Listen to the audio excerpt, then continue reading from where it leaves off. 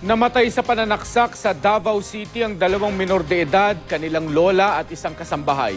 Suspect sa krimen ang live-in partner ng ina ng isa sa mga minor de edad na biktima. Makibalita tayo kay Sheila Vergara Rubio ng GMA Davao. Patay at puno ng saksak ang mga katawan ng apat na nakatira sa bahay na ito sa barangay Katalunan Pequeño. Dinatnan sila sa ganyang kalagayan ng may-ari ng bahay na si Ramon Corey pasado alas 6 kaninang umaga.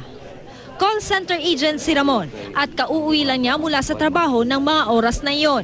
Namatay ang kanyang 12 taong gulang na stepdaughter na si Cesar Ann Sacro, 17 taong gulang nitong pinsan na si Philip Sacro, ina ng kanyang live-in partner at ang kanilang kasambahay.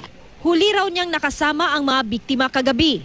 Ko alam, Bakar, pagdating ko, duguan na lahat. Magsaya pa kami kagabi kumakain. Ang driver ng pinarerentahan nilang motorsiklo at ang mga kasambahay nila ang ibang taong pwedeng makapasok sa bahay. Ayon sa driver na si Ernesto Peladas, huli niyang nakitang buhay ang mga biktima kagabi. Kumakain raw ng hapunan ang mga ito. Kwento naman ng kapitbahay ng mga biktima, agad tinawag ni Ramon nang madiskubre nito ang bangkay ng kanyang pamilya. Pagdating niya dyan, nagwawashing ako ng car. Tapos pagpasok niya, bigla siyang sumigaw. Sabi niya, Chris, taba, ay tulong, emergency lang, si Dungkoy, sabi niya. Ayon sa pulisya, wala naman daw nawawalang gamit sa bahay ng mga biktima. Wala rin naman daw senyales na pinersang pasukin ang bahay. Posible raw nakakilala ng mga biktima ang salarin. Nakitaan ng mga pulis ng sugat at kalmot sa kamay si Ramon. Dahil dito, inaresto si Ramon at kinukonsidera na siyang suspect. Pero ayon kay Ramon, posibleng tumama lang siya sa kung saan dahil sa pagmamadali niyang makapasok sa bahay. The primary suspect dyan is siya. Si Ramon. Sino man, yeah.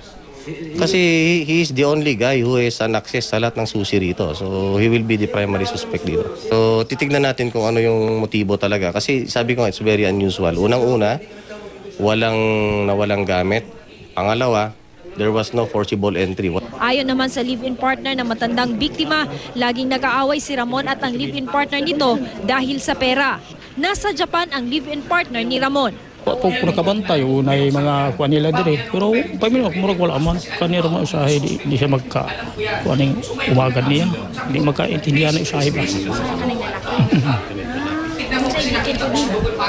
Ambot kay siya mga kwarta siguro. Basta mo na nadunggan ako na buwi pa ni. Sawa na ko. Mga usahay di daw i-remit sa iya kayo.